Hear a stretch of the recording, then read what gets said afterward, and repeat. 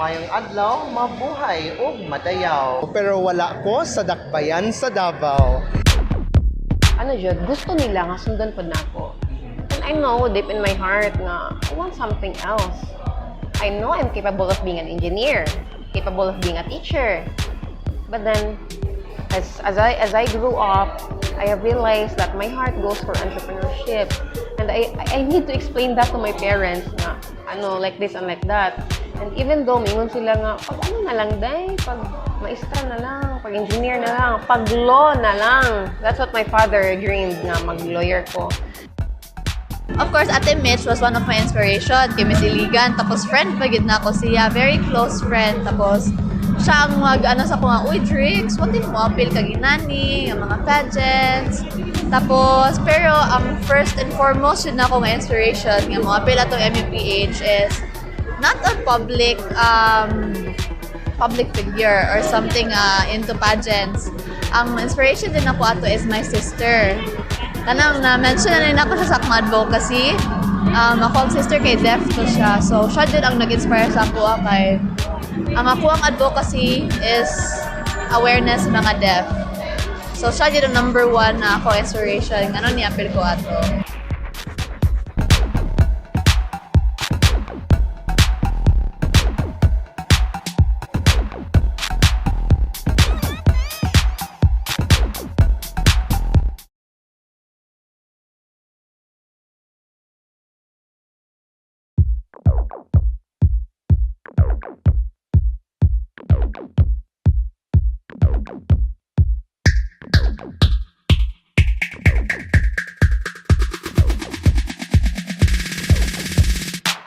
Maayong adlaw, mga buhay ug madayaw gikan sa dakbayan sa Davao.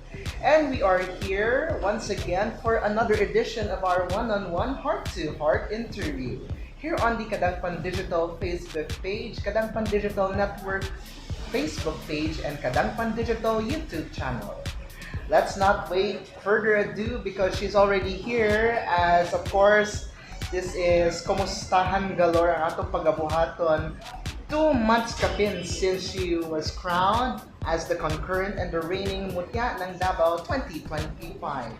She is currently a paralegal, of course, within the city, and she had joined numerous pageants in local and also the Hiyas ng Pilipinas. Representing Davao region. I don't know what province it is, but we will make sure na para dili ma-point blank ang atong discussion, let's all welcome the concurrent Mutya ng Davao 2025 representing Barangay 19-B, Poblacion, Bacaca/Garcia Heights, Davao City, none other than Rebekah Gail Celis. Mabuhay ug madayaw, Rebekah. Mabuhay ug madayaw, Sir Carlo, and mabuhay ug madayaw to all our viewers. Thank you so much for having me today. Yes, I am glad that at least you have the ample time to have us on this heart-to-heart interview, which is 2 months kapin since you have crowned as the Mutya ng Davao. So, first and foremost, kumusta naman ka since you have been engaging in so many activities and fulfilling your responsibilities as one of the ambassadors of Davao City? So, kumusta no? It's really a deep word right now because there has been a lot of events prior to today. So, we had different events na from appearances on the radio to tree planting activities, tree growing activities, pageants. Also, we're being invited to several pageants and we're being invited right now to speak actually sa managlaing events covering different topics. So, it has been a whirlwind of emotions. The first month was a honeymoon stage for us. It felt like gifeel pa na mo ang moment ang crown. But right now, the responsibility is weighing upon us. We are here, yun nga, as you mentioned, sir, we are ambassadors of the city, the 4 of us, and we're just so happy to be here. So, we're looking forward for the next months na makaserve me sa Dakbayan sa Davao. All right. So let's all start with your, let's just say your humble beginnings since childhood. So, what is your childhood dream, Baya, while you were studying in classes in elementary or high school? So, to be honest, no, ang akong childhood dream is actually to be a cashier. So, I know, diba, it's kind of like, okay, my parents set me to be a lawyer, actually, since I was a child. But, when I was a child, I wanted to be different. I wanted to be a cashier kasi palagi ko sila makita sa mall, sa grocery, and I think it's an honorable job to be there. Kapoy magtindog for a whole day, even day to night. Pero for me, kay handling money or like entertaining other people and being a part of the service industry is something that I really wanted to be in before when I was a child. So, yeah. Yeah. Pero why does, as you grow up, nag-change course na ang imuhang dream job na imuhang gusto nimo makabot? Oo. So as I grew up, I just also wanted to be aligned with my parents din na what they want for me is what's the best for me. So that is something I kept in mind when I was growing up. So during that time na nag-cashier akong huna-huna, pag-abot na ko og elementary, is it okay ba mag-Bisaya? Pwede ra. So pagdating ko ng elementary, I shifted actually to being a doctor. I wanted to be a lawyer. I wanted to be so many things until I came to the conclusion that I wanted to be a media person like you. Yes. So I also took up mass communication in college. And then after graduating naman sa college, nag-shift na ako to becoming a lawyer because nakuha ko naman, naka-internship na ako with a lot of media outlets here in Davao. And then I realized na maybe it's time for me to follow my parents' dreams so that they would see me naman in the dream that they want me to be in. And that's to become a lawyer. Wow.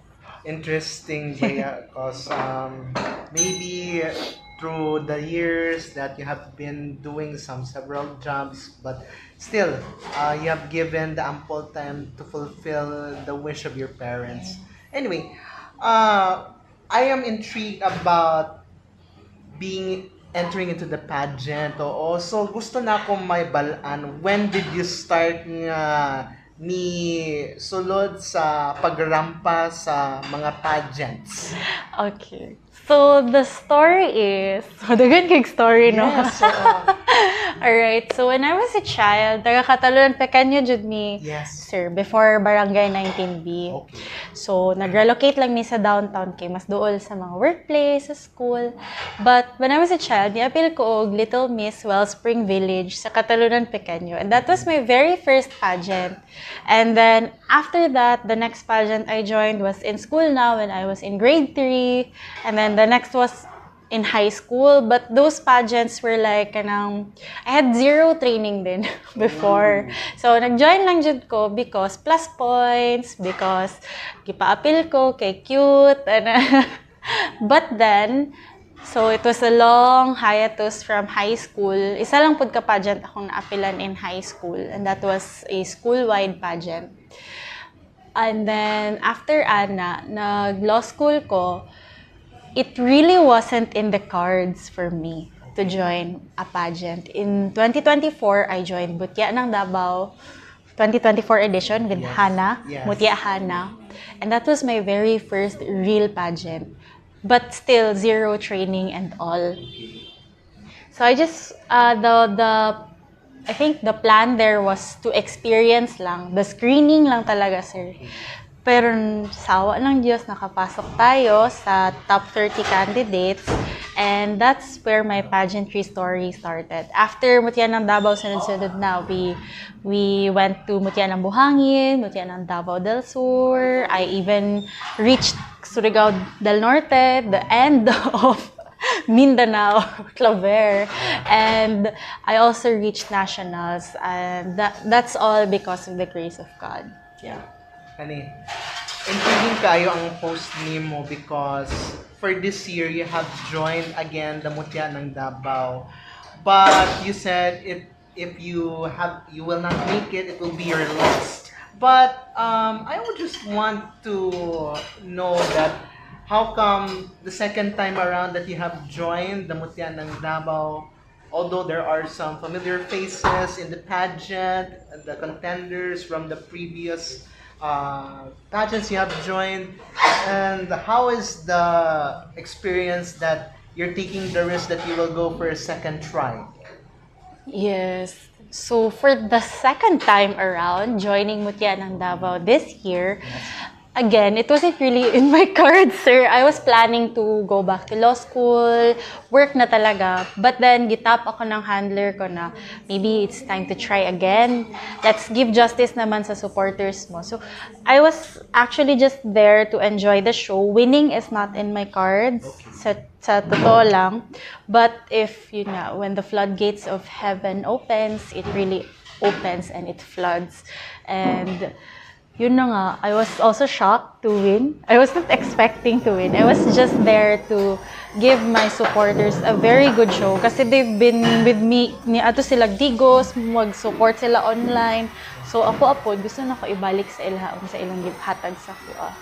And katulang, na-shock lang pud me na the results were this way. But of course, nag-prepare pud me at the same time because we want also to give the city of Davao what they deserve. Yeah. Heart to heart, with this question that I'd like to ask, that wala ba nakitaan na potential nga you will go very high, although you have joined the Hiyas ng Pilipinas, but are you willing to take the risk in joining Miss Universe? What? Actually, dagang gasulti na join daw Binibini or Miss Universe. I mean, it's a very big dream for me to join those very prestigious pageants. But right now, I think the focus is for me to live my life here in Davao.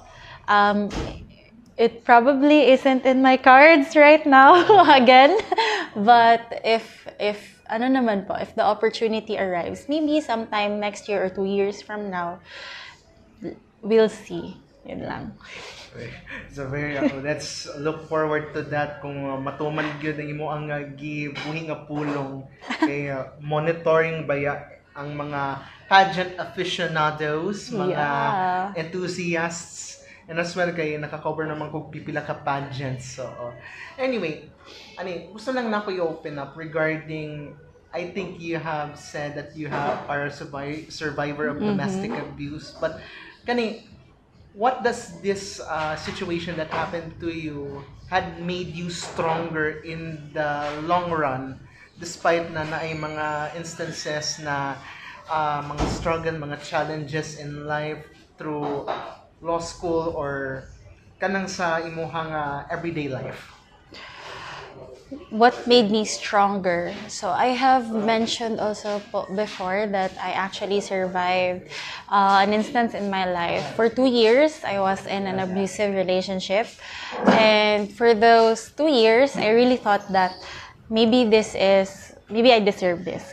It's a common thing for abused women. It's called the battered women syndrome, to think that being battered is something that we deserve. Because it's a psychology thing na talaga. It happens in the mind. So, overcoming such nuances and the stigma, of course, dili jud mawala ang stigma. When you are battered, especially ako, I really experienced this, sir. I'm a law student. And then, I got into a situation na gituro sa amin nung first year. It's in the revised penal code. First year, yan ang criminal law. And then, I found myself in a situation that I read in my books, in my case digests, in everywhere. So, nasabihan talaga ako na, how could you let this happen? You're a law student. You know better. So, there's a stigma. Yes. It's undeniable. So, overcoming that makes you stronger. But of course, I didn't do it alone. I really needed the help of my family, my friends, to overcome that situation. I also made efforts to go through counseling to understand that what happened to me is not a common thing. It's not something that happens to everyone every day. It's something unusual, and it's something that I should stand up for. And that's how I came up with the idea of joining, again, the Mutya. It's actually my advocacy before, but before kasi wala pa siyang background. It was more on fighting for the rights of everyone, including LGBTs. I grounded it sa case nung transgender who was killed due to VAUSI.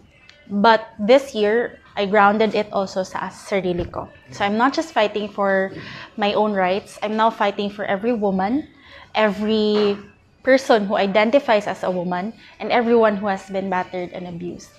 So, Okay, going through with meeting with people along the way, and especially women's advocates for the benefit of those who are watching right now. This is a sensitive issue that we would like to open up, but not everybody is aware about this. So, how can even 19 years old or younger, 17, 16. Sorry for the viewers, parental guidance is strictly recommended with this sensitive issue. How to, let's just say, the young ones, especially if they're in high school, that they shouldn't be deprived of the rights of women na ingon na lang natong makalingkawas gikan sa pagpangabuso. Not just relationships sa uyab, but rather sa family and relatives nga we do not know kung kinsay suspect, kinsay biktima nga mahilabtan, ma-take advantage in almost everyday lives ug hadlok sila nga naay dangpanan or sumbunganan. yes. So, especially sa family, it's very sensitive. Yes. Kasi family members, you treat them, you grew up with them. Yes. So, kapag family, usually may seniority over them. May feeling of authority. Mahiya sila mag-reach out. So, my advice talaga is to take every opportunity you can. Kung may family member ka na trusted, mahirap kasi sir, pag family, for example, just an example, this is somebody that I spoke to before. Ang kanyang abuser was actually the parents.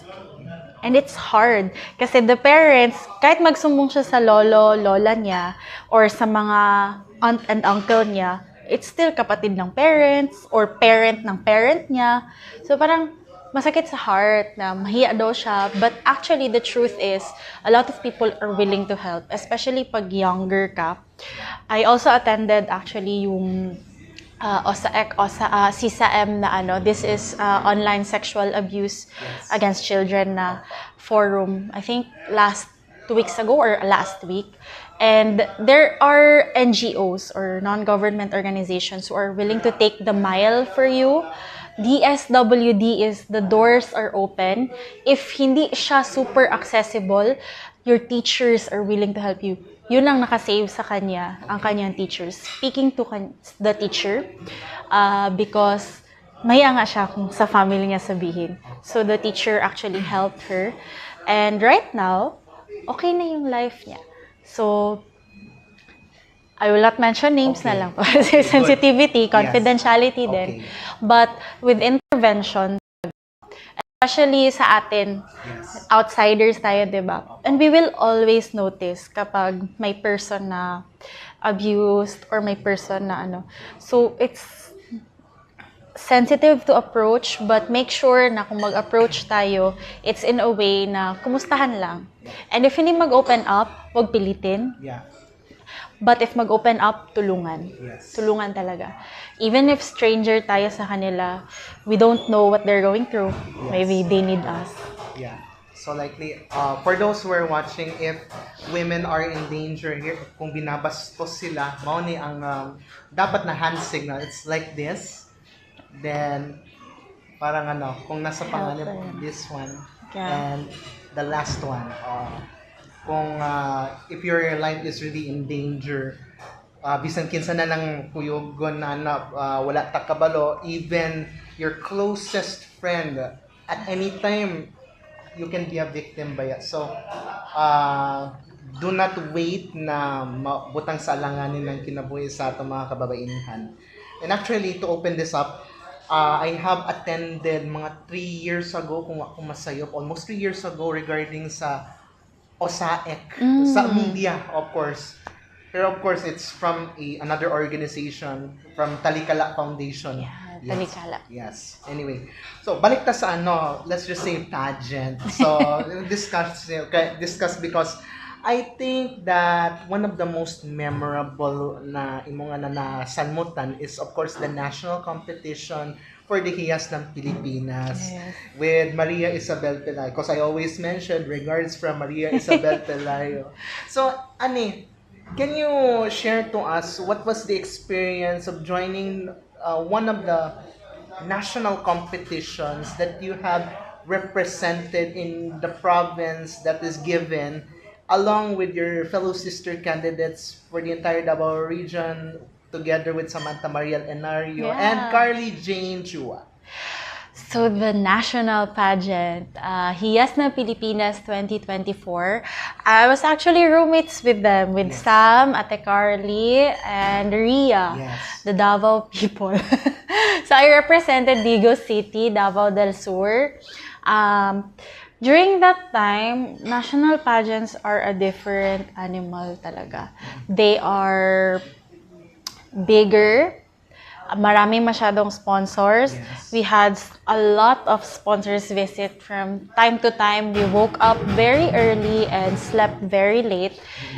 Compared to I can compare it to Mutya ng Davao. The pressure is the same. But national pageants kasi, you are not just dealing with 20 girls, 14 girls, 30 girls. You are dealing with around, I think we were 50 delegates or 55. So many girls, so many candidates, and so much potential in each one. So you have to think of a way na, syempre, you have to stand out. Pageantry is really about standing out, diba?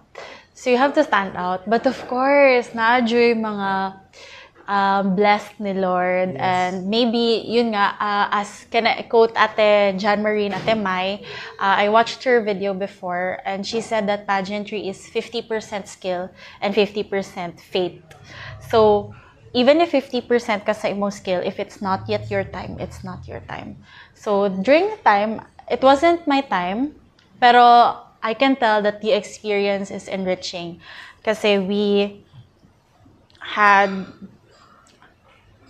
touched different lives. It was a different talaga na entity. Ang kahago nimo, dili pud siya ma-measure after ang kalipay na mo abot, because you know na you have not just participated in a pageant that would make history. You have participated in a pageant where I made sisters not just from Davao City but all over the Philippines. Yeah. But out of all the candidates gyud sa Hiyas ng Pilipinas, outside of let's give Davao region an exception, who's the very closest gyud sa tanan, no? Outside Davao region, so I've been really close na kina Ate Carly, but outside Davao region, I think na-close yun ako si Cebu and si Cavite, si Trisha ug si Rain. And of course, si Shania from Altamira. Shania Altamira. Si Laila Pratuma from Panabo. Carmen, rather. Also si Eleanor from North Cotabato. Kasi the first time na pumunta kami ng Hiyas, ang roommates talaga, nag-rent kami ng Airbnb. Ako, si Ate Megan from Mati City. We are teammates. Si Laila Pratuma and si Eleanor.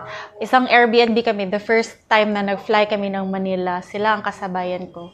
So, parang na-build din ang bond namin. Sila ang na-close ko. And then, na-follow na din yung other girls na roommates ko din. So, yung roommates ko kasi ang always ko kasama. So, were there sometimes language barriers o pag sanmot nimo with the nationals? Yes, of course.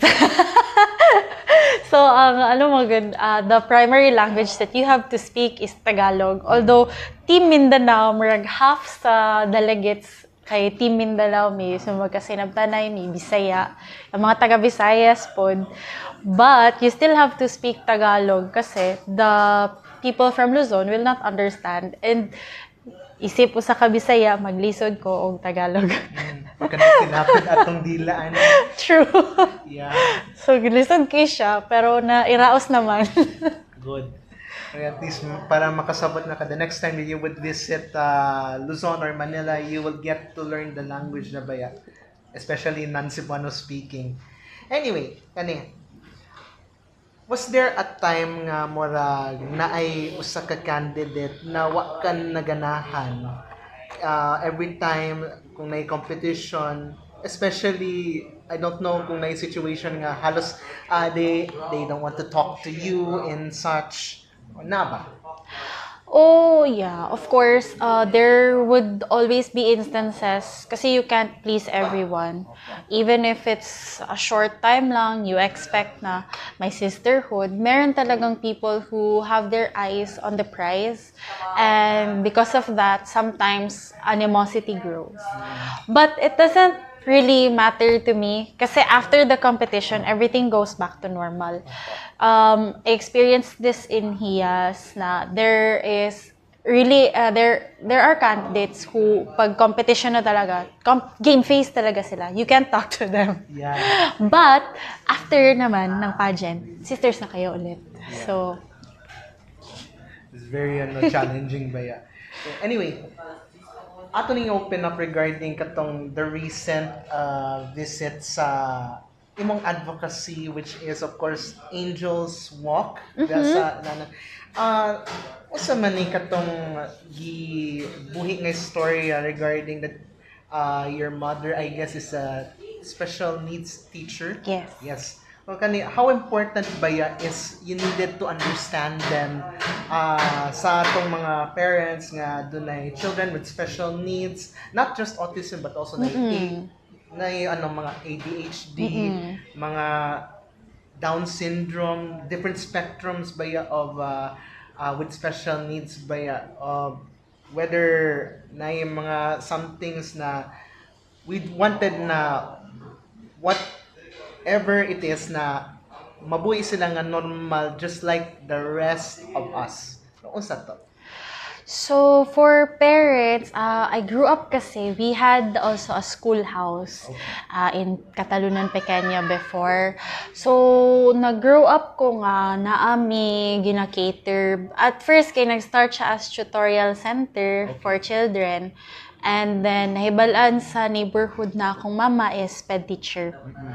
So, nagsunod-sunod na after ato, clients na si mommy, nagka-students na po siya na naay mga special needs. So, ang first jud na step is awareness talaga. Yes. Kasi sa ato ang good kay although we try our best to raise awareness and to make people aware of the special needs spectrum. Many people here in the Philippines, undeniable yun, nagyapoy discrimination. So, because they don't understand. When we don't understand something, we are afraid of it. Diba? Either we are afraid, and since we are afraid, kay wala man ta kasabot, atoan na lang i-discriminate, which is wrong. Instead, we should create a culture of understanding. It goes the same with families who have children with special needs. I grew up din sa school kasi na meron talaga, nag-accept kasi yung school namin ng children with special needs. So marami akong friends who actually live their life the same way I do. Kasi wala naman talagang it's not really like, ano yung tawag niyan? Some people look at it as a disease. It's not a disease. It's something kaya nga special di ba? Kasi you just have to understand. Kasi iba ang the way their mind works. But when that happens, and people start to understand and become aware, then they start to accept, diba? And when you accept, you embrace everything, then you give them the chance. You give our brothers and sisters who have special needs the chance to live their lives fully and normally. Now, we will help muna sa atong first round sa atong mga questions. So, let's play a little game which is called One Word. Kay gusto na ko nga mag-share lang ko sa pipila ka butang, some things and some personalities that I have in mind, and you would describe them in one word. So, andam na ba ka, Rebekah? Andam na. Alright, so let's go first and foremost with some things. The most memorable trip that you had traveled? Barobo. Wow. Layo, wala pa ko kaadto. Ang pinakalayo man sa ko, Sindangan sa Buanga del Norte. Mas layo na, sir. Yes, yeah. Super. Yeah, so, next, the most hated food that you ate? Most hated food that I ate. Probably isaw, kaya nagkasakit ko tungkol sa isaw. Ooh, street food. Yung... Pero okay naman yun. Pero mukhaan man ko. Oo. Dala na, trauma. Picky lang. Picky lang. Sometimes kay... Dali lang magud ko masakit. Oh my goodness. Yeah. The most favorite person that you wanted to bond again? Most favorite person that I want to bond again? Madami na flood sila sa brain ko. Pero that would probably be Ate Carly Chua. Wow. She's so fun to be with. Si Sangay. Yeah. Carly siya. Next is the most prominent person that you have met way before your title. Most prominent person I have met? I think that would be Attorney Torion. Oh, yes. Yeah, my boss before. Attorney is ready. Bobet Torion. Yeah, Attorney Bobet Torion. Hello, boss. Hello. Assalamualaikum. Yeah, he's a Muslim actually. Oh, he is. Yeah. Another topic is most favorite flavor of your drink. Most favorite flavor? Spanish latte. Grabe. Sabay pagdapig-dapig. Spanish latte dyan. Sorry. Ikaw, sa venue. Anyway, another turn off. Turn off? People who overstep their boundaries. Crossing the line. Yeah, crossing the line. Yeah.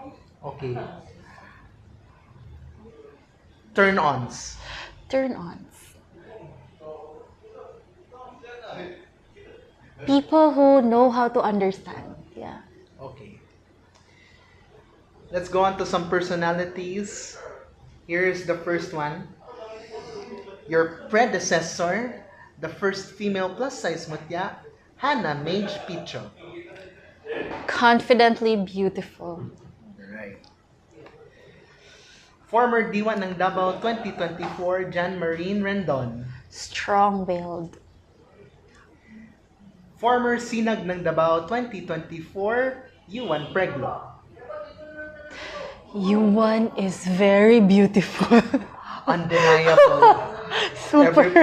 Everybody says that she's a Barbie. Barbie. Yeah. Next, former Pag-asa ng Davao 2024, Fredelma Nova Tinasas Corporal. Fierce. But playful. Wow. Patnubay ng Davao 2024, Abigail de la Serna Balili. Abigail. Pretty face. Let's go on with some other. The concurrent Pag-asa ng Davao 2025, Catriona Batu. Catriona, business-minded. Super. Undeniable. Yeah. Concurrent Patnubay ng Davao 2025, Angel Alicaba. Angel. Oh, Angel is hardworking. The concurrent D1 ng Davao 2025, Dana Gabriel Tauto. Adventurous. Nice. Super. I don't know if you would describe one in one word. Pastor Apollo C. Kiboloy. Pastor Apollo C. Kibuloy. In one word, Yes. actually, I've worked with him before sa law firm. Okay. But I think during the time that I was there, explain ka, you know. During the time that I was there, we spoke to his members. And one word that they would describe him is helpful. That's nice. It's undeniable. Yeah, he is helpful talaga. Alright. Another person that I like you to describe in one word. Miss Universe 2015, Pia Alonso Wurzbach. Pia Alonso Wurzbach, my idol. Here's another, the former Diwa ng Davao 2017 and your fellow sister candidate from Hiyas ng Pilipinas, Carly Jane Lanit Chua. Ano tawag kay Ate Carly? She is raketera. Because you're also a host. Yeah, I understand. Yeah, which we will discuss it later. Next, the former Mutya ng Davao 2023 and also your fellow sister from Hiyas ng Pilipinas, Maria Isabel Pelayo. Ria is a dreamer. Okay. Very nice. Pauline Amelinx. Pauline! Oh my God. I saw her in person, really. She's so pretty. But my word for Pauline is also hardworking. She's very hardworking. Yeah, that's good. Another. Former broadcaster and current city councilor, Tech Ocampo. Ooh. Public service. Public servant. Yeah. Yeah.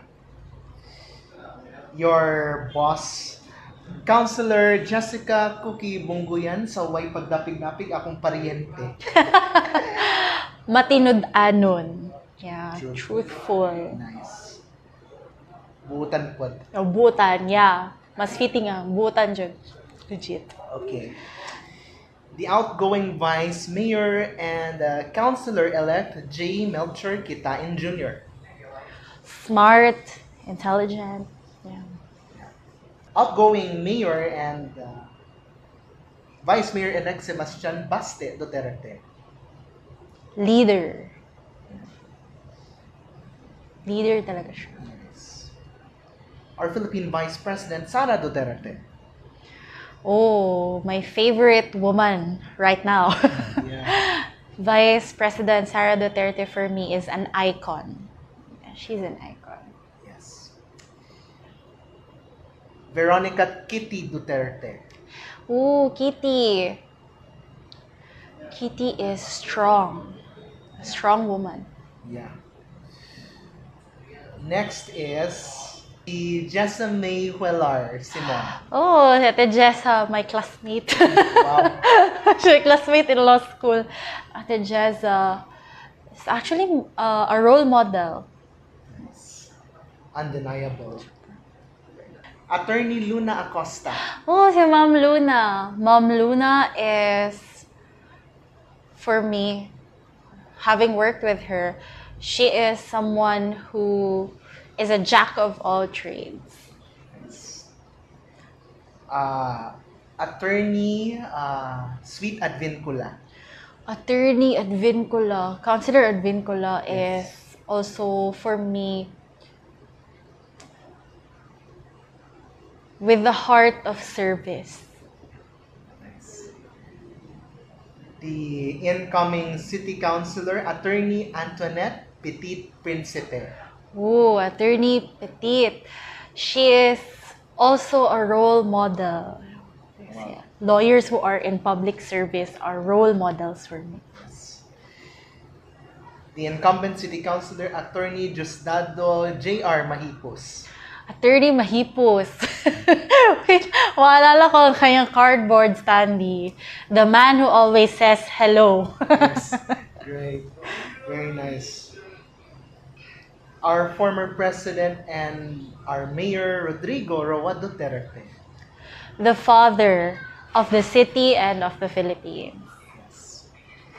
Mutya ng Davao del Sur 2024 and former Sinag ng Davao 2023, Jamila Dayan Ampis. Jamila, sister. Yes. Oo. I have what pops on my mind really. Another is Attorney Rachel Sosobrado, the sister of the outgoing city councilor Jesus Joseph Sosobrado III. Attorney Zozobrado. I think she is,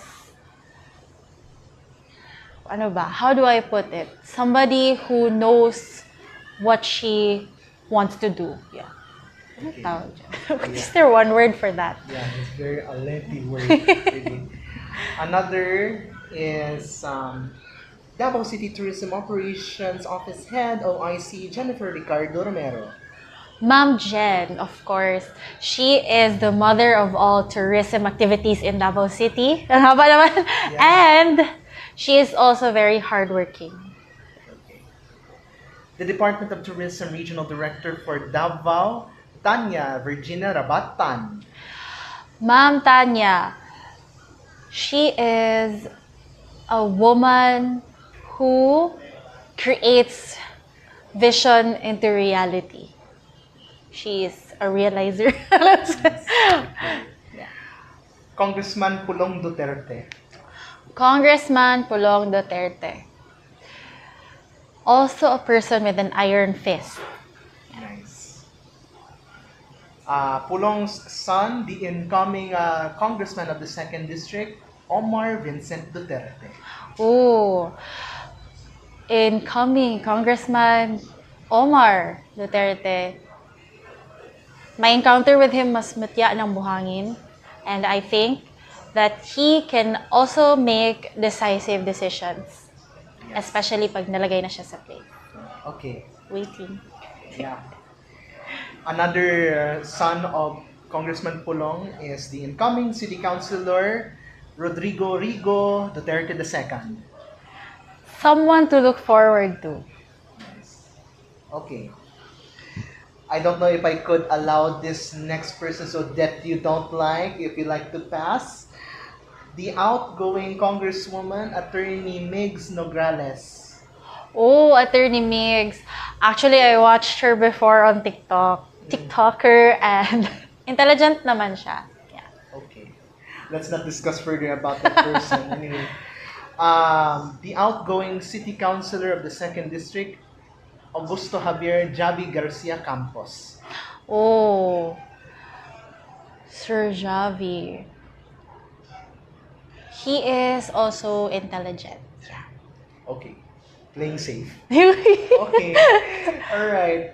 And of course, last but far from least, Kadangpan Carlo Dolier. Describe me in one word. I'll take it personally. Oh, do you want one word or one lengthy paragraph? Because It's up to you if you wanted one full paragraph. wow, Sir Carlo is a source of truth.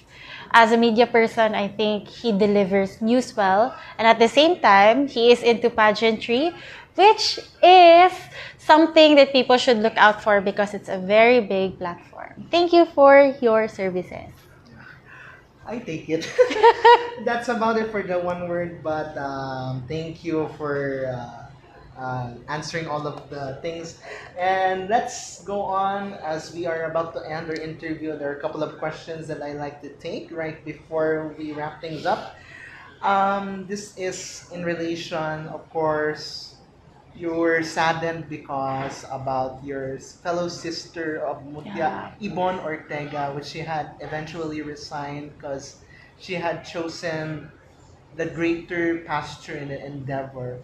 How do you feel that Ibon had decided for herself that she chooses the passion over the responsibility as a ambassadress of Davao City?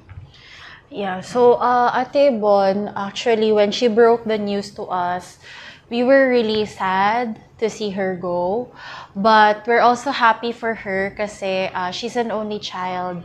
And she told us the full story of that she needs to be the breadwinner for both her parents who are also PWTs, she mentioned. So it's a very hard decision for her. And also, kung pwede na mo siya pugungan na mo siya. But we can't kasi it's a responsibility also to give back to your family. I'm a very big family person. So if my family needs me, then I must put them first, even if it means sacrificing my own dreams. So I really understand her.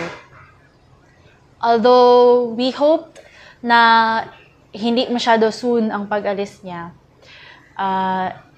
We miss her, of course, but we're really happy to see that she is thriving out there. Yeah. Let's hope for the best for Ibon. Though, to be honest, naka-stiff na ganit ko sa dinner na kayo when I had interviewed her. Perting taasa. Pangkajud kayo siya. Very, anyway, morena siya, but beautiful. So beautiful. Yeah. Here's another that I just wanted to open up if you could answer that. I think it's a debatable question, which I know if you were involved in the, let's just say, discussions were raised because there are winners na baya is not from the locality good once na appeal o inganana na pageant. Pero in your humble opinion, high time na ba na ingon nato nga iban ang tanang imports para tagaan og higayon ang mga namuyo, mga born and raised sa maong lokalidad para legitimately to represent their locality if ever musamot sila sa national pageants. National pageants. Regional and national. Alright. For me, one example I could think of is katong sa Miss Universe, Okay. where we are now required to send women who were born in the country that they represent. That's fair din naman. But at the same time, for like example, here in Davao City, our rules are different kasi Okay. you only need proof that you have been living in the city for 1 year. Why? Because you are going to represent Davao City. So you have to be somebody who understands Davao City. And to be able to understand is to be able to live here, to reside here, even if 1 year siya. Diba mo yung sila, mubo kayo ng 1 year. Dapat taga diri jud, gipanganak jud diri. But for me, if capable ang person to represent the city, then we can accept and allow them, give them the chance to represent. Even ang mga politicians man gani nato, in the law, there is a residency requirement lang pod. So, if the person is capable to give his or her, in terms of pageantry, all to represent a certain place, regional, national, then they should be allowed to. Because why not? We are a diverse naman din na society. Yeah. That is still a debatable, which is Yeah, up very to now. debatable. Gani, up to now, okay, and mora maghihapon, we cannot please everybody by And anyway, as we're about to end baya ang atong interview because we don't want to prolong this, pero naman po'y sunod na higayon. Kuhan kung tugtan si Rebekah, kung dili ipit ang iyahang oras. But naba kay mabungahon o mahinungdanong mensahe to those supporters who have believed in you, bisan pa sa ingon nato imong ikaduhang higayon nga nakasalmot sa mutya, then you have given the title and your full responsibility, as well as ingon nato ang mga nahimong supporters from the previous pageants you have joined. It's your time to shine, Rebekah, Gail, Celis, mutya ng Davao 2025. Thank you for this chance. Mabuhay ug madayaw. I am Rebekah Gail Celis, your mutya ng Davao 2025. Sa tanang misuporta sa ko, sugod pagyud sa sinugdanan. From being a nobody to becoming your mutya, salamat kaayo. It was a bumpy ride, not just for me, for my team. But thank you for being behind my back all this time. And I may not be able to please everyone, bago lang nato i-discuss. But I will make sure that during my reign, Davao City will be Davao City. That it's definitely Davao City for us, and we're going to make sure that the four of us, not just ako, because teamwork makes the dream work, we're going to make sure that we are going to give back kung unsa ang nahatag sa syudad sa amua. O we are looking forward to your support. O the journey didn't end last March 15. The journey continues, and we are here because you have loved us. And now we are going to give our love and support back sa inyo ha, sa pamaagi sa among services. Yes. Yeah. Na ba kayo gustong pasalamatan na sponsors since your reign as damutya ng Davao 2025 as well katong mga naga-sponsor sa mga sanina or sa imong skincare? Please do. Yay! Thank you so much for this spot. Where do I start? Okay. First of all, I would like to thank Next Level Medical and Aesthetic Center for taking care of me since February 2024. Wala pa ako nagsugod og pageantry. Nag-sponsor na sila sa ako. Thank you so much, Ma'am Julie, Sir Joko, Jay, everyone for believing in me, the doctors that handled me, to make me look the prettiest and the most confident version of myself today.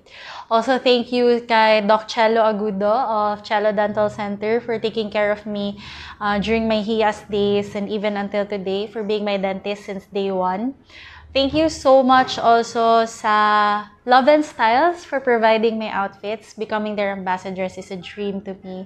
Thank you so much sa Lady Boss also for choosing me to be their ambassadress. PLDT, of course, and so many more. Thank you din so much sa aking team, Team Mio. Without them, I wouldn't be here. Sila ang naga-boost akong confidence, sila nagapagwapa sa kuha, and they make sure that I have everything I need. And with that, I think this is just the very beginning and it's not going to be the last because mag-live update na pod ko soon as possible time. Basta dili api kayo mong oras, Rebekah. Yeah, so once again, thank you so much, Rebekah. Thank you, Sir Carlo. Yeah, until the next, basta sa dili pa mapasa ang imong corona sa imong mamahimong successor pohon. But let's wrap things up by saying thank you sa tanan ng mga nagalantaw, meaning edisyon sa tuwang one-on-one heart-to-heart interview. And let's thank our venue that we usually use, the Drip and Dip Cafe, located at Inigo Street, Anda, Davao City, right in front of Celis. O lami kaya nining dark mocha, and sa iyaha is just Spanish latte. Lami kayo. Yeah, lami yun kayo. And especially katong red velvet. Wa ko masayop, no? Lami kayo. So, I think this is the must-try that you wanted to, whether if you like the vibe, pwede na ninyo siguro. While you can also do your itineraries, your work, your studies here, and it's open for all. So, please support local businesses here in Davao. Although na may daghang mga nag-boom nga business, pero ang gusto nato nga ipa-emphasize na, of course, sa next na lang na interview nato with Rebekah sa dili pa mapasa ang iyang corona mga next year pa. So, we'll give the live update every now and then sa matag events, and of course, kung na si Rebekah maghatag og live update. And that's about it for our one-on-one heart-to-heart interview. Kini ang inyong ubos nga alagad, ang inyong kadangpan, Carlo Dolier, kauban si Rebekah Gail Celis, the pride of Barangay 19B, Poblacion, Bacaca/Garcia Heights, Davao City, the concurrent mutya ng Davao 2025. Daghang kayo salamat ug maayong adlaw kaninyong tanan amping permente. Once again, mabuhay ug madayaw.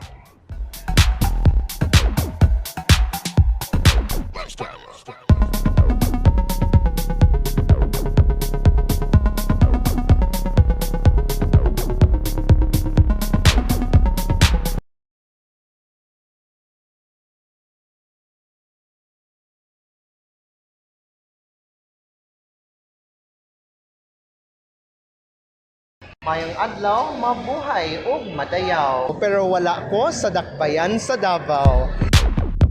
ano jud, gusto nila nga sundan pod nako. And I know deep in my heart na I want something else. I know I'm capable of being an engineer, capable of being a teacher. But then, as I grew up, I have realized that my heart goes for entrepreneurship. And I need to explain that to my parents na, ano, like this and like that. And even though, mingon sila nga, pag ano na lang, day, pag maestra na lang, pag engineer na lang, pag law na lang. That's what my father dreamed nga, mag-lawyer ko. Of course, Ate Mitch was one of my inspiration. Kay Miss Iligan. Tapos friend pa gid na ako siya. Very close friend. Tapos siya ang ano sa ko nga, uy, Drix, what if mo appeal ka ginani, ang mga pageants. Tapos, pero ang first and foremost yun na ako nga inspiration nga mo appeal atong MUPH is not a public figure or something into pageants. Ang inspiration din ako ato is my sister. Kanang na-mention na rin ako sa Sakma Advocacy. Ako ang sister kay deaf to siya. So, siya din ang nag-inspire sa ako kay ang ako ang advocacy is awareness sa mga deaf. So, siya din ang number one na ako inspiration. Ano ni-appeal ko ato.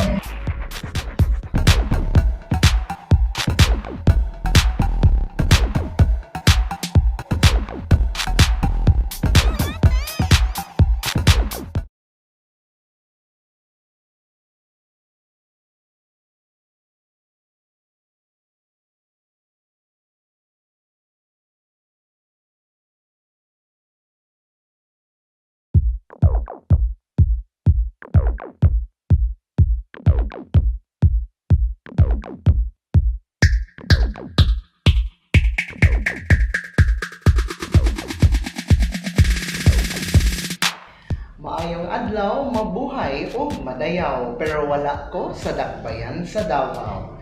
And we are here once again for another edition of our one-on-one heart-to-heart interview.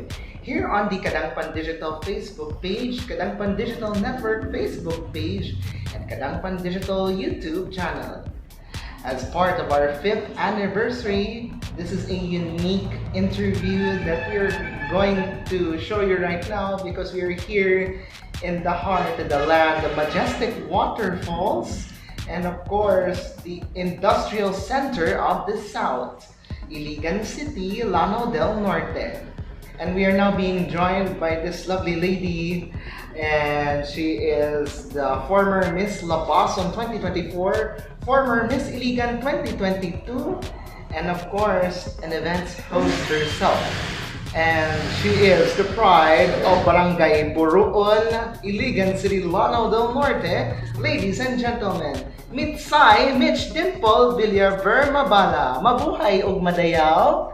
Hi, mabuhay og madayaw, Kadangpan fans. It's good to be back. Yeah, nice to see you after almost a year now since I've been here sa Iligan. That's true. It feels so amazing to be with you again. So Carlo here is one of the best people I've met during the Miss Philippines Earth time, and yeah, it brings back so many memories. So it feels so nostalgic to be here with him.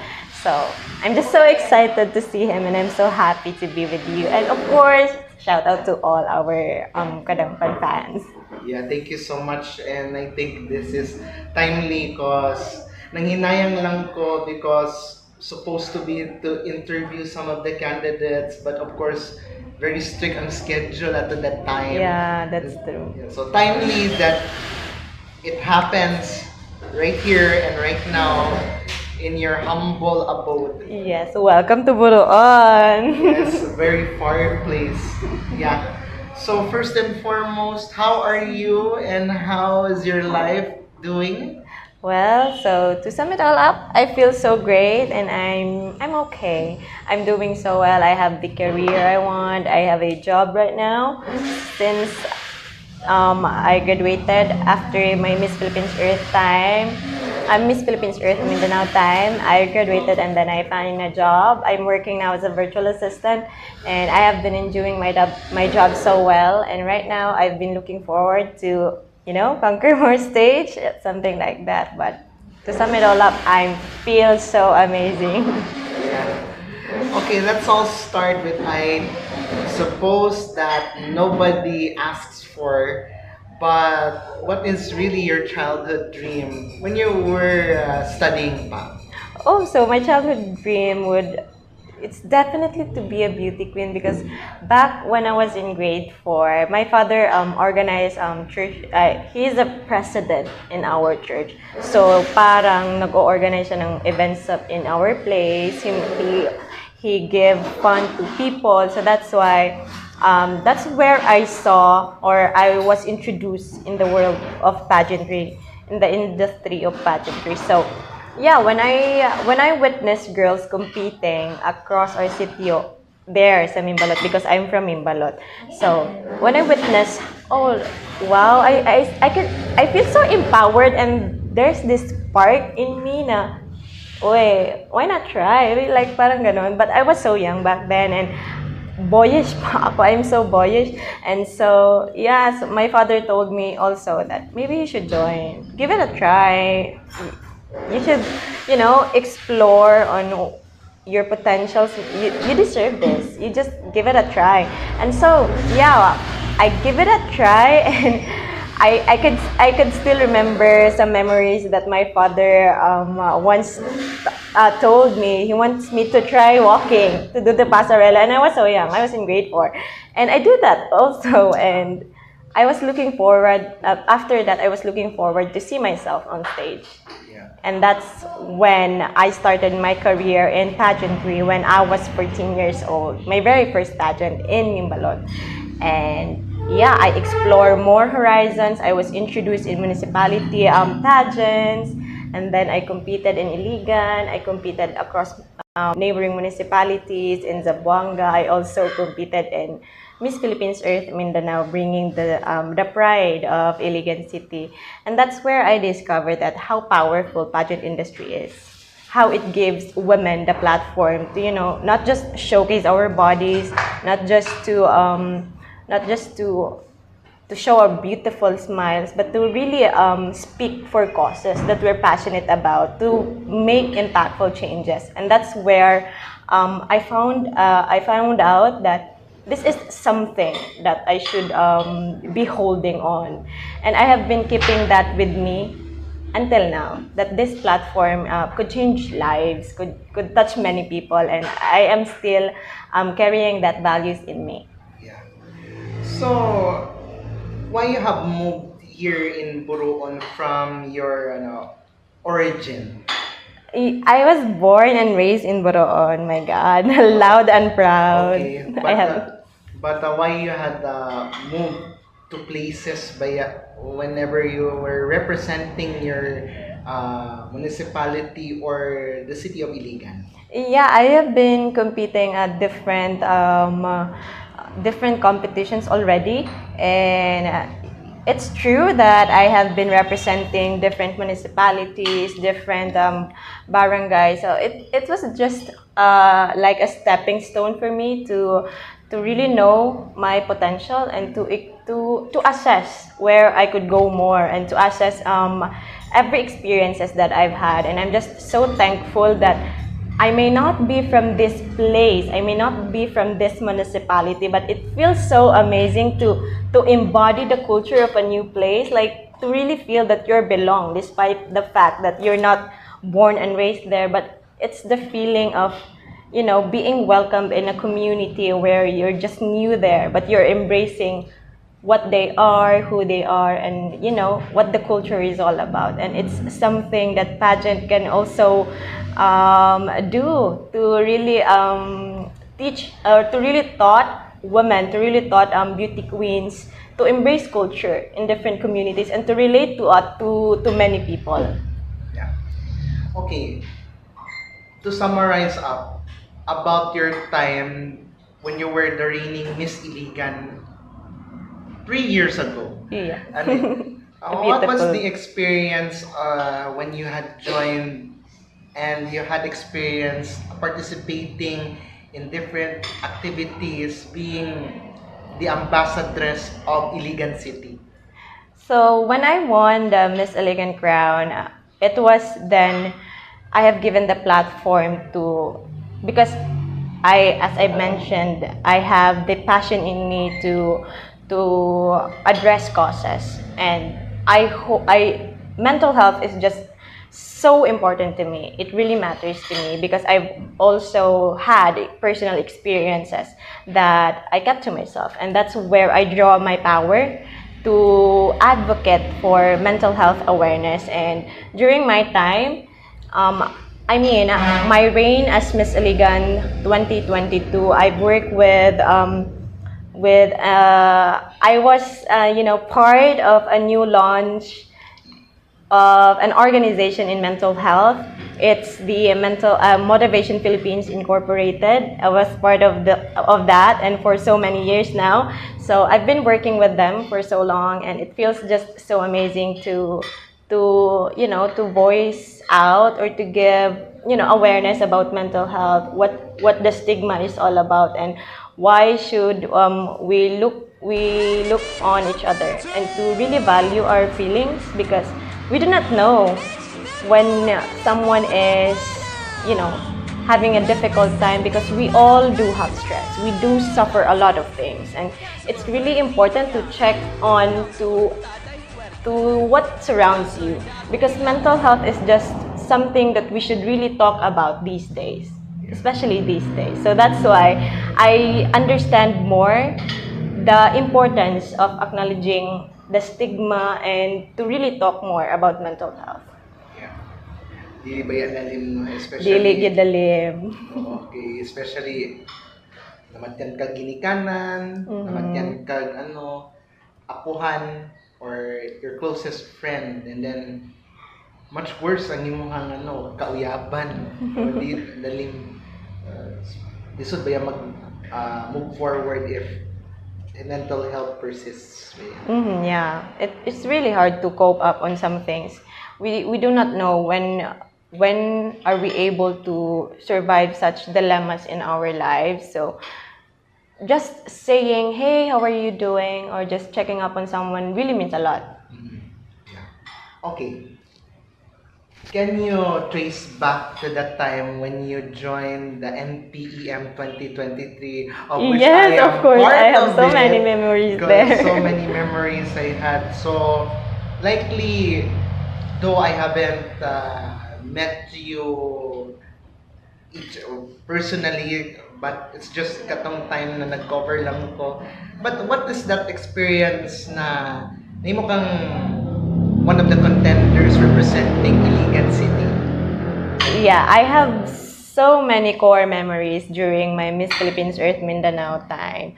I really have, I just couldn't say it all, but I have so many beautiful memories during my time.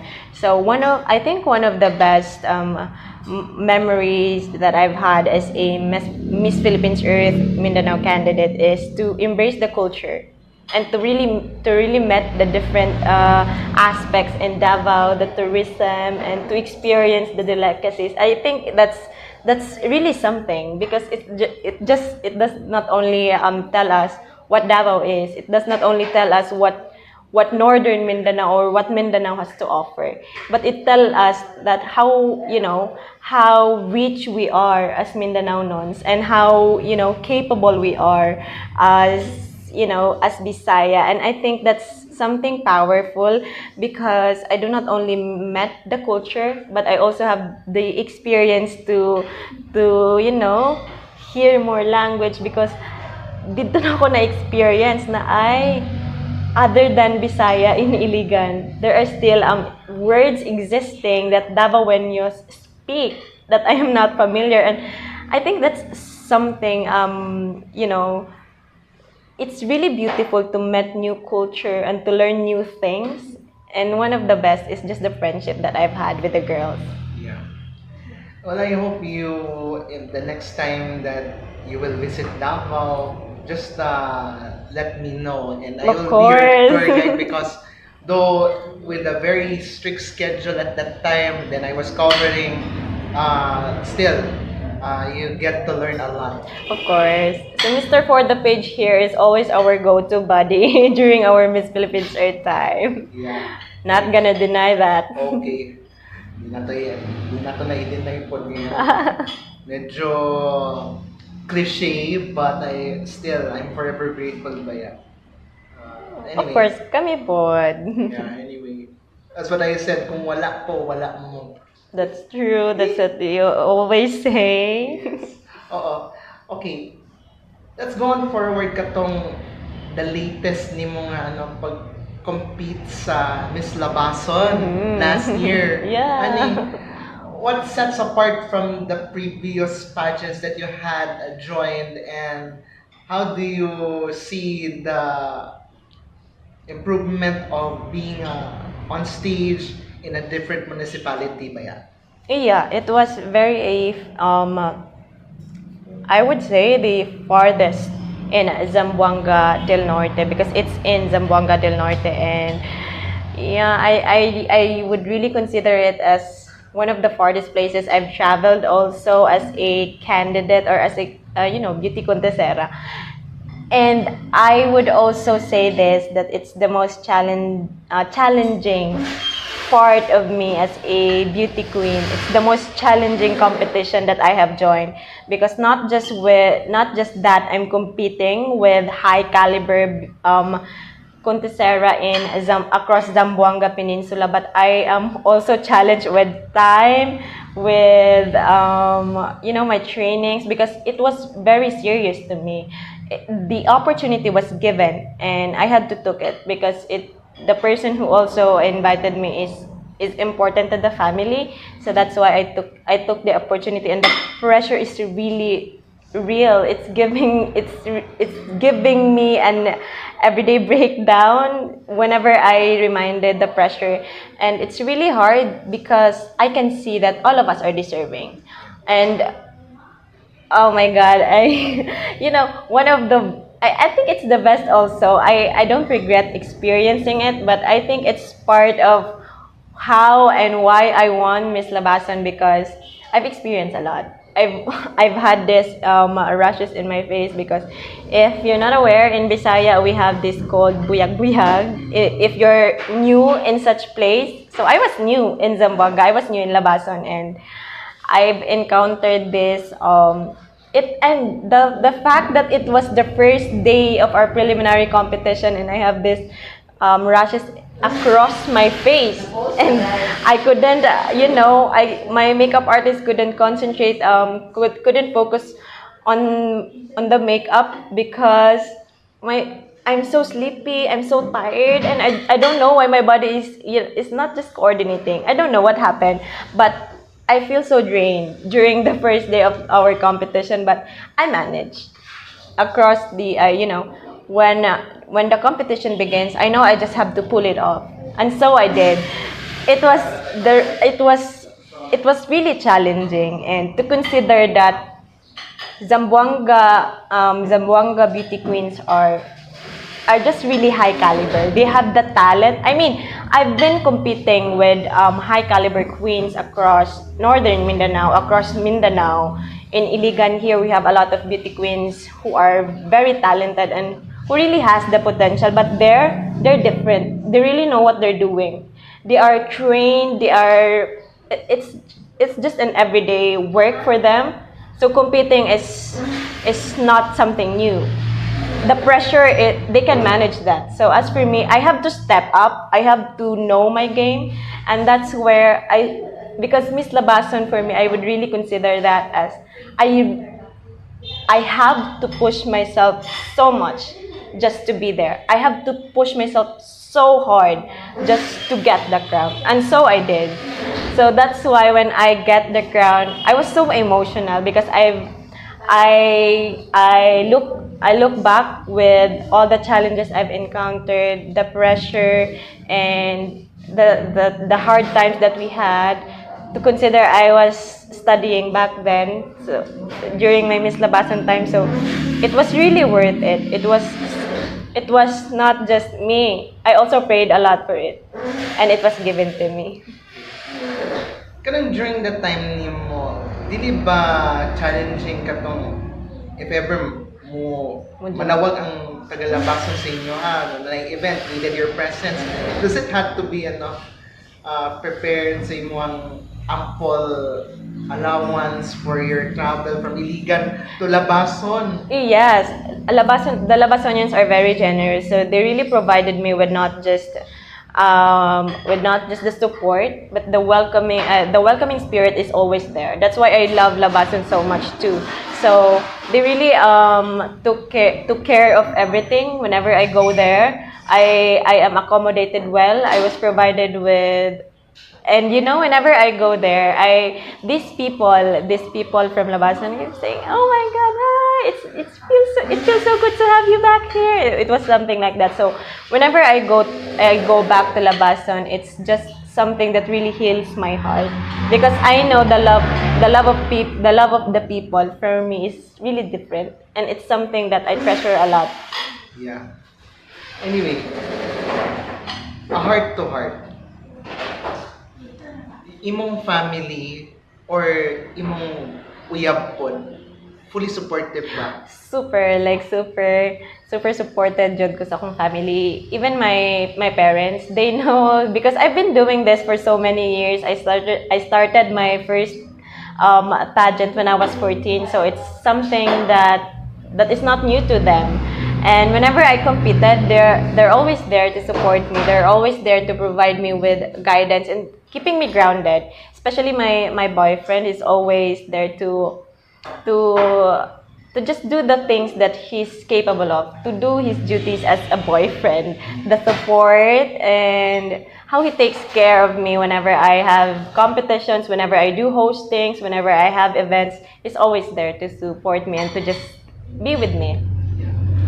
Pero wala ba balaki mong boyfriend na whenever na yung magpa-picture sa imuha or whenever gusto makikimamat sa imuha ng mga boys, mga prestigious people, VIPs na imong makaabi-abi and every time na mga events, especially hosting? Not at all. He's not new to my career. He's not new to the things that I've been doing for so long. So I also told him when we were together, because we're still together for 4 years now, and I've been in the pageant industry for like a decade, and I told him that this is my passion and this is how I do it. This is how it happens in the pageantry world.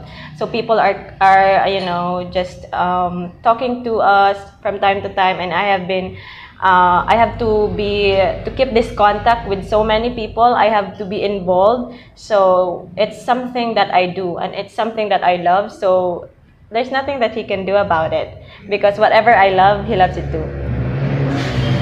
Here, a heart-to-heart question. Was there at any point in time na mag-settle down mo sa imong kuya? So maybe it's not something that we are ready for now, but in the future. Another heart-to-heart. Was there any point in time po that you will join a bigger pageant, the national competition of Miss Universe? Of course! I have been looking forward to see myself in the national stage, and it has been and always my dream to compete for the nationals, especially the Miss Universe stage, and I have been eyeing myself to see in that. Yeah. Okay. I would like to open this up regarding the recent situation that you had kay dili ko motuo nga katong gibuhat sa imuha, which I have already read it, but I will not gonna summarize it. Yeah. But of course, dili baya lalim na you've been a victim of cybercrime. So That's true.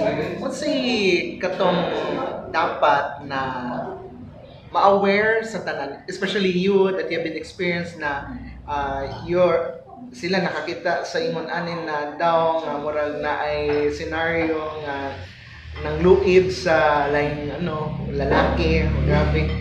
But how prepared to be aware na para dili mahitabo katong sama sa imuha sa gibuhat sa imuha? I think this is very alarming, and I also want to address this. So I have been posting an official statement regarding the issue. So I just want to clear it out again that these issues about me circulating online is never true, and it's not true. It will never be given life because it never happened.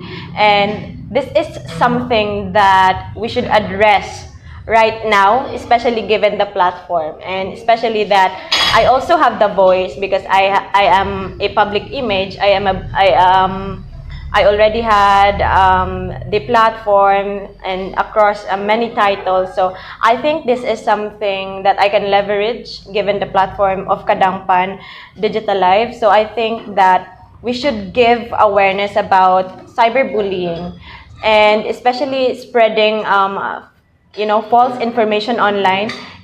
It's given that social media is very wide, and it gives us the platform to do the things we think that is best for us. But it's also important that we should have the awareness on how to use it, because you might think that that's really important to say that think before you click. It really matters, and fact checking is very important before you do or you post things online, because you're not aware of the things that's going to happen with your victim or the person you're trying to damage. It really costs a lot, not just physically but emotionally. It could damage the victim mentally, and that's what I have been experiencing now. But I have been coping up because just what I've told earlier, I have my personal issues with regards to mental health issues. So yeah, it's when I was posted last May 25, 2025, it's really a wake-up call for me on how strong I became and how powerful the platform was given to me. Because people are trying to destroy you at all time. Maybe you're just a simple person. You may not be a public figure or not. There will always be people that continuously trying to drag you down, and not to the point that you're going to reach this extent na you damage people's reputation through spreading fake news. And I think it's very important that we should be media literate enough to educate ourselves on what we post and what we see online.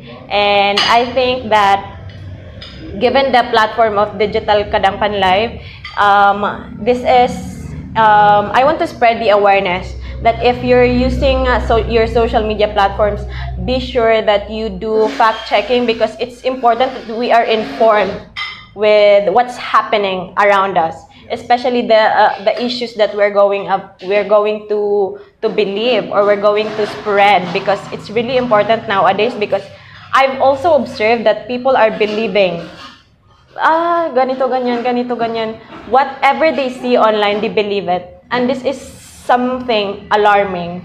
It's something that we should talk about. So I think we should stop spreading these false accusations online and just be informed, be literate enough to believe what you have to believe.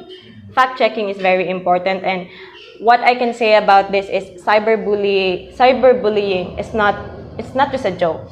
It's a serious offense, and people who is liable should really take the consequence. Yes. Those who are responsible for that may be charged with RA 10175 or the Cybercrime Prevention Act of 2012. Right? That's right. So, also, if making murag through AI, dili ba lalim? Also, they can be held liable for the same sa RA 10175 gyapon. Also, RA 9995 or the Anti-Photo and Video Voyeurism Act of 2009, RA 11313 or the Safe Spaces Act or Bawal Bastos Law. And if ever natapakan man God is hand signal ka lang. It's like this, kung binabastos ka, this one, I cannot remember this one, and also this one, kung ikaw ay nasa panganib ang buhay. Ano na siya. Regardless if you're a man or a woman, signal lang If you're feeling Take it. note of that. Yes. Okay. So also, I like to ask, out of all the contenders, balik to sa pageant, out of all the contenders of Miss Iligan, Mhm. Miss Philippines Earth, and Miss Labason, who is the closest? With these different pageants. Yes. I think that if I were to choose during my Miss Iligan time, I'm close to all the girls that I've competed with, that I've encountered. But I think one of the best during my Miss Iligan time would be Ate Grazel Katipay.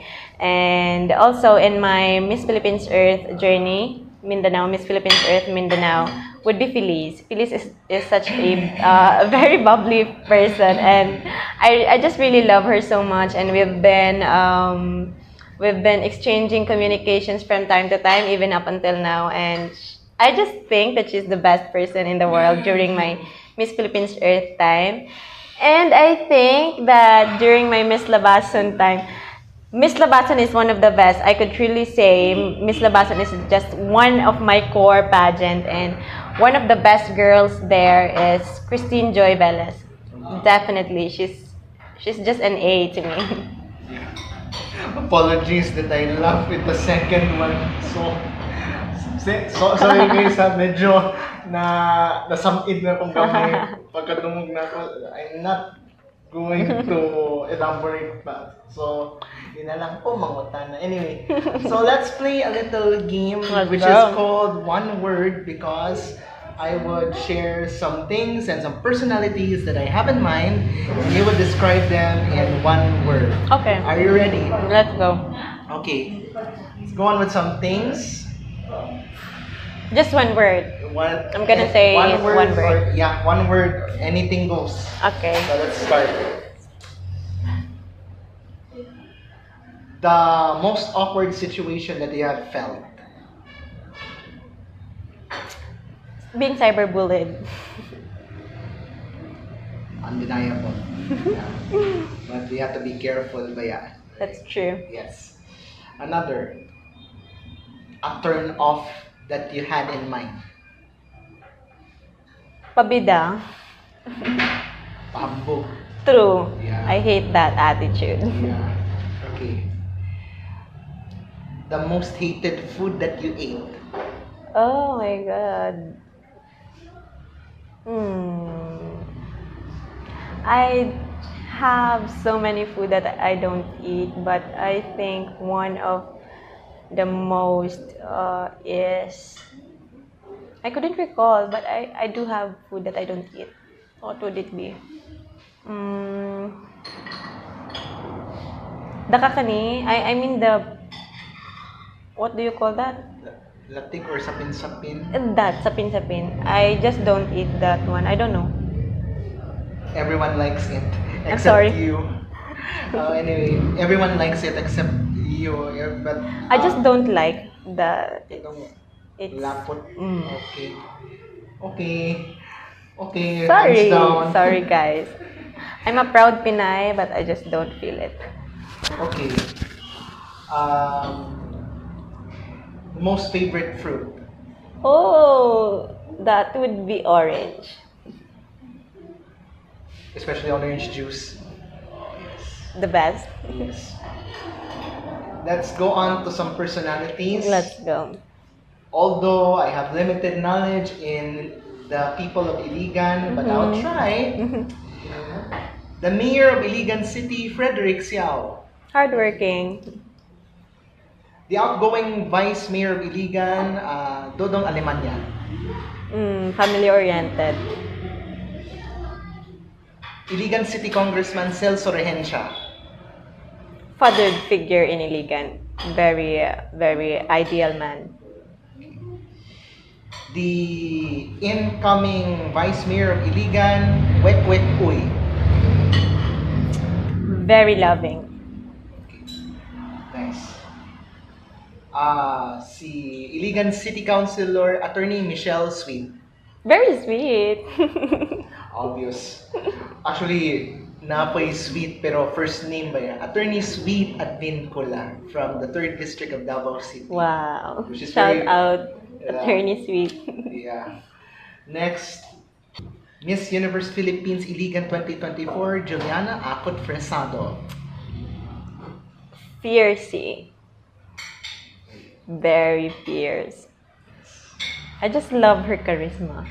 And I don't know, the simple things she do when she walks out on stage or she just go out there and it's giving that glow. Her potential just give light to the world that, hey, she's really beautiful. Effortlessly beautiful.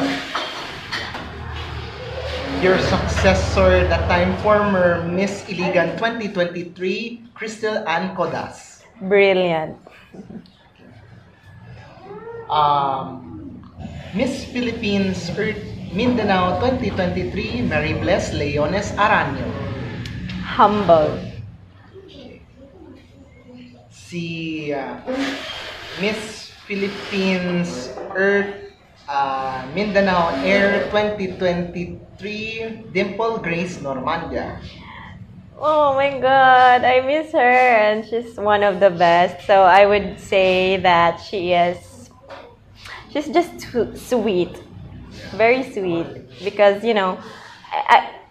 all of both Mary and Ate Dimple, they're just so humble, and whenever we had events or whenever we had sponsors visit, they're just helping one another, and I just love the friendship that they have been all throughout the years, and that's something I can be proud of with the both of them because they deserve the crown so much, and it's because they are humble and they're so sweet.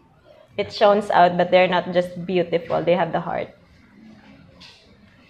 Si Carla Henry. Jolly. Yeah. Formerly Miss Earth. Yeah, very funny. Yeah. Okay. Si I don't know if you would know this person. My personal. I hope so. Yeah.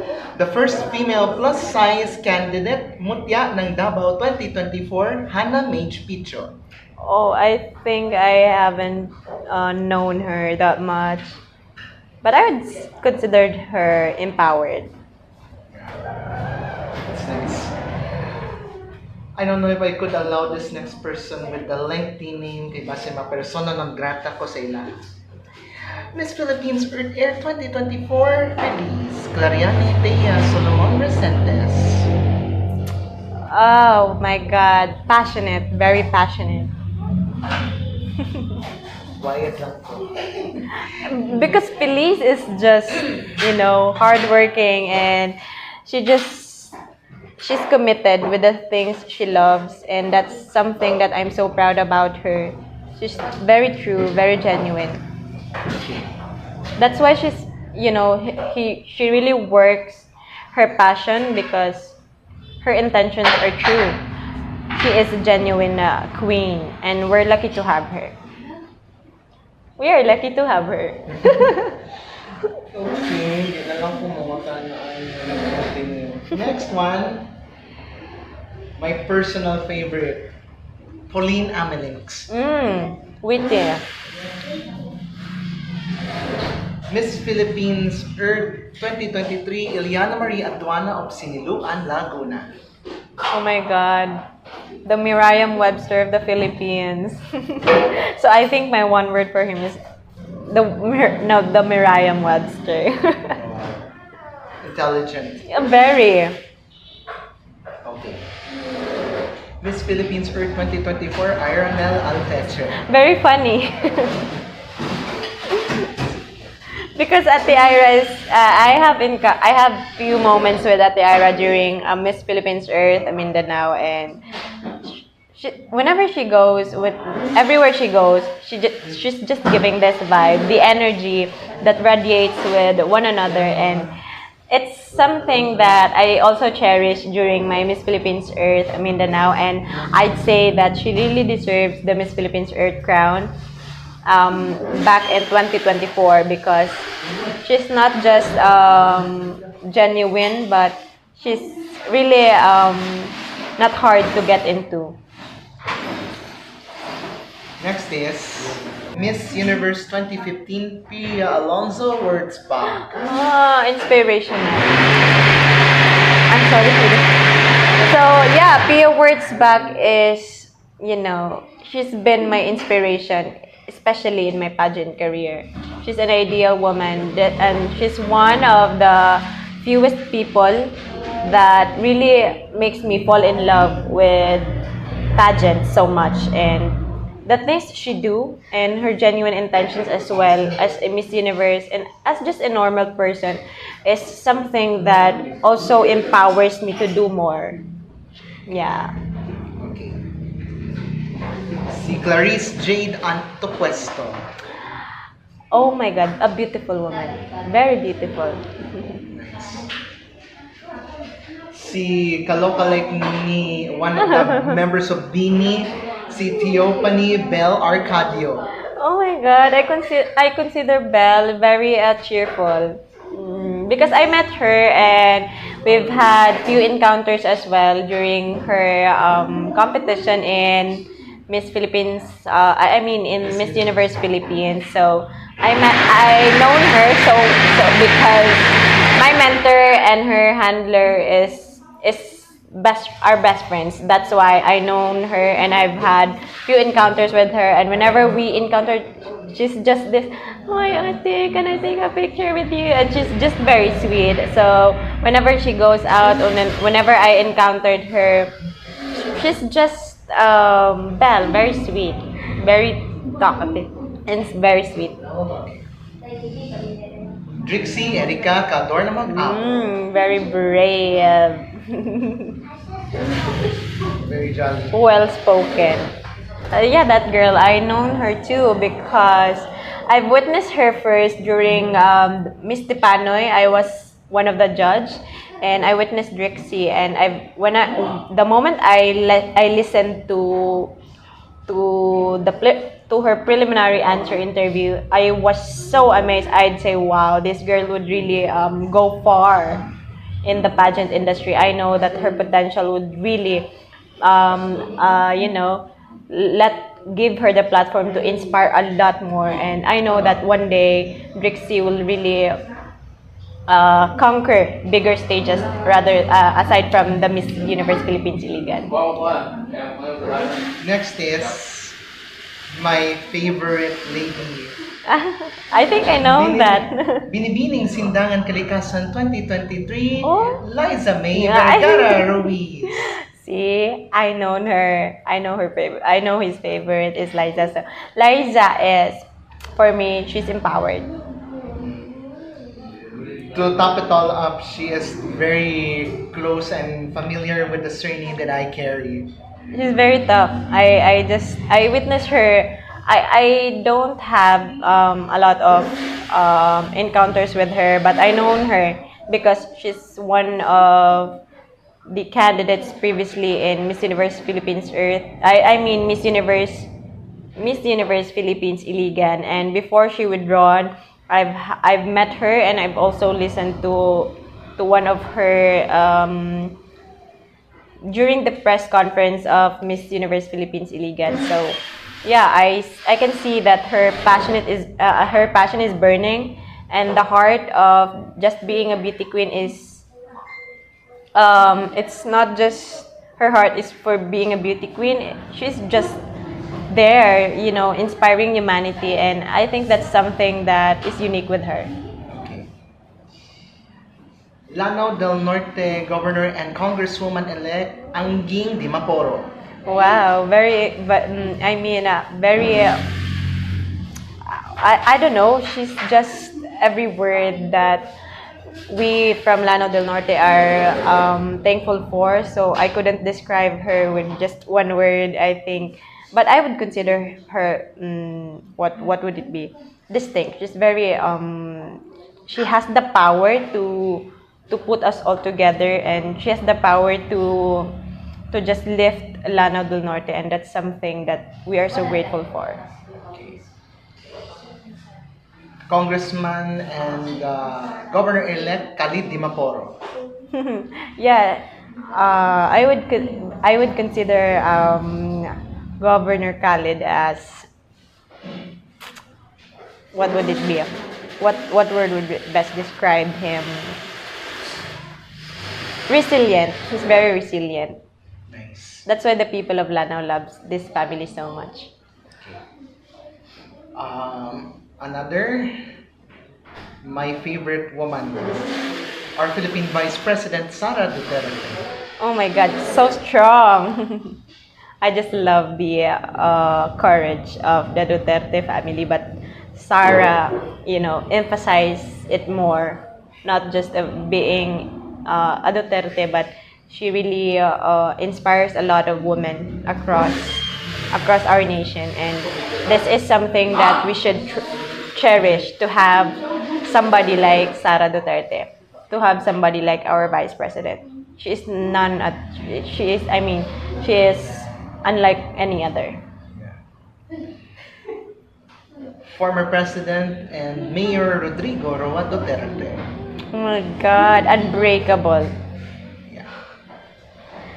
It's undoubtable. Yeah, he's really unbreakable. The first Filipina Miss Universe, Gloria Diaz. Simple, she's very simple, but powerful. Yeah. Also, another one of the prominent beauty queens during her time. I should include this. I don't know if you could recognize her. The former Pag-asa ng Davao 1996 and former Mutya ng Dipolog 1993, December Gay Carrion. Oh, I'm sorry, I couldn't recall. But would you describe in one word if ever she's watching? Okay, okay. I would say one word for her. That would be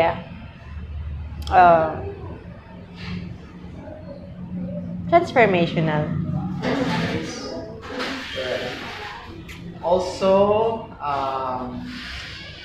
si Kyle Hyacinth Magas. Wow, yeah, this girl, I just love her so much too. I don't know, there's something with her that would just make you stop and look and just like, hey, oh my God. So I think Kyle is she's just powerful. Yeah, that would suit her best. Powerful.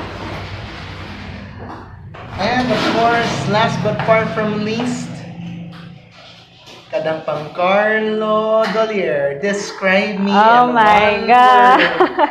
I don't know. Carlo is just everything that you could have, not just as a friend. He's very talented.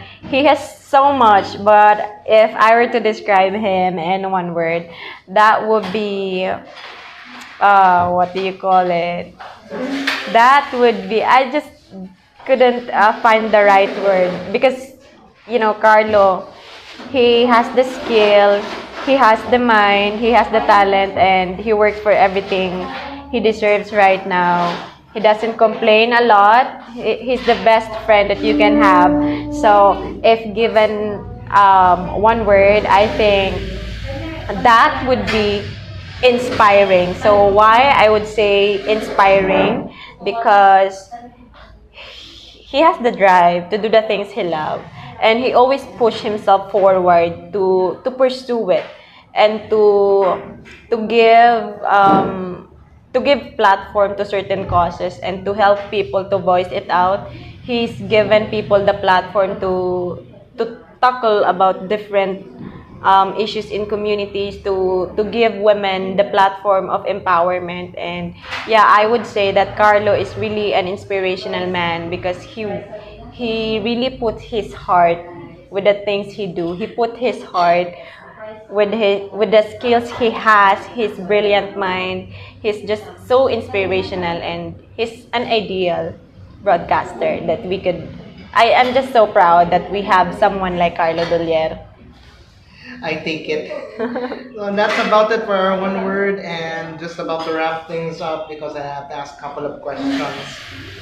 I know it's quite cliche, but the last year ba with an uncertain event that of course I just go there, but what's the reaction that you had when you saw me attending the press presentation of the Miss Universe Philippines Iligan? Oh no, I was not surprised because I know that, with the skills that Carlo has, with his talent, we're just so lucky. Iligan is just so lucky to have him, and I was just so excited to welcome him and to just give him the privilege as well to travel and to know more about Iligan. But however, unfortunately, we don't have the luxury of time, so we missed that opportunity. But I'm just so happy to see him back then doing his craft, doing the things he loved. And I'm just so proud that we have Carlo Dolier during the Miss Philippines Iligan press conference. Yeah, I'm so glad. Although we hope that it will never be the last. Of course. This time, if time permits, I could go again with another press con. Yeah, we look forward to it. Iligan looks forward to that. Yes. All right. So, as we're about to end, maglima na baya katuig ang Kadangpan Digital, but do you have any message for the anniversary of the network? Wow, so I would just like to say first, happy anniversary, happy 5th anniversary Digital Kadangpan Live. So thank you so much for giving us the platform and for acknowledging us, especially women, in this in your platform, because through Kadangpan Live, we are given the privilege to talk causes. So beauty queens are given the voices, and we're just so lucky and blessed. And I just hope and pray that you'll continue to inspire a lot of people. You'll continue to touch more communities and to touch more changes. And I'm just so proud that you have been doing this for so long. So happy anniversary. Yes. And of course, as we're about to end, would you like to give your heartfelt thanks to the sponsors during your time within your pageantry and also with your hostings? So I hope I'm giving you the ample time to give message of gratitude to those who have sponsored your makeup, your Sure. skincare, your Yeah, I have a lot of clothes. people in mind. Yes, and so please do.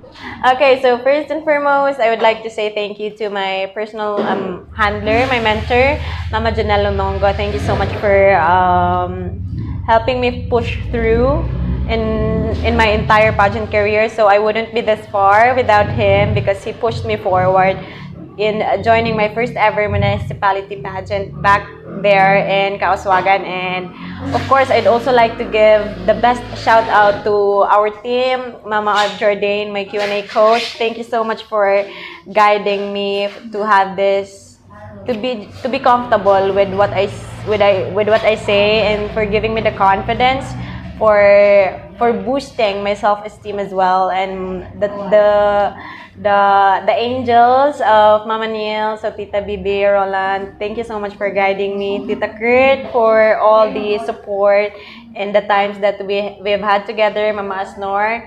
And of course, my sponsors, I would like to say thank you and a big shout out to my dental care, Madsi Dental Clinic. Thank you so much for giving me the best smile. And for my skincare, Sifines of the show, thank you so much for giving me the glow. Every time I've had competition, or every time I've had to compete, I'm not worried about my skin because I've had Sifines. And of course, my very hands-on and my go-to buddy, the Studio 9 Salon Iligan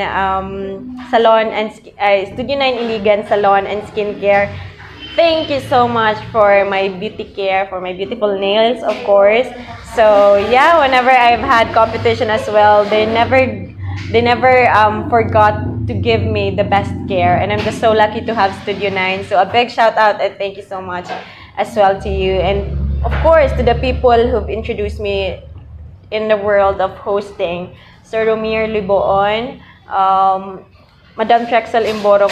Thank you so much for honing my skills and for giving me the opportunity to know more and to assess more about what I can do.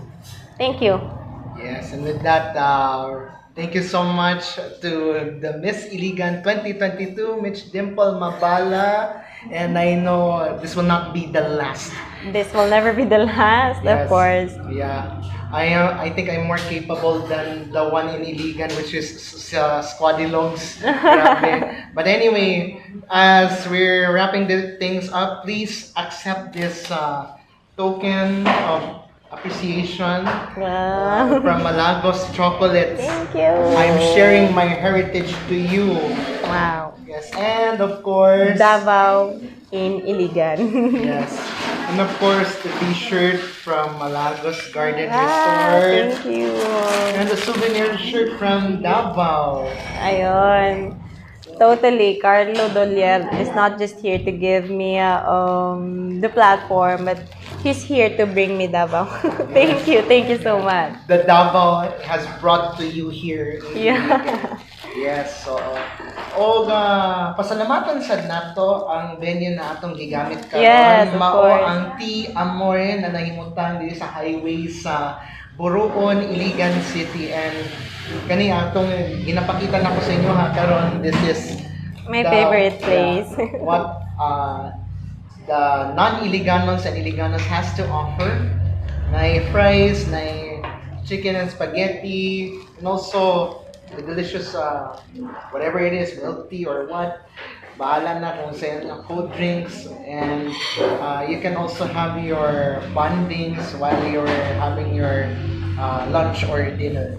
And that wraps up for our one-on-one heart-to-heart interview dinhi sa Dakbayan sa Iligan. Kini ang inyong kapos na alagad ng inyong kadangpan, Carlo Dolier, with a blue heart with Mitch, Dimple, Mabala, the former Miss Iligan 2022 and former Miss Labason 2024. And I hope she will join Mutya ng Davao soon. Daghan kayong salamat ug maayong adlaw kaninyong tanan, amping permente, and once again, mabuhay o madayaw. Madayaw. Yay!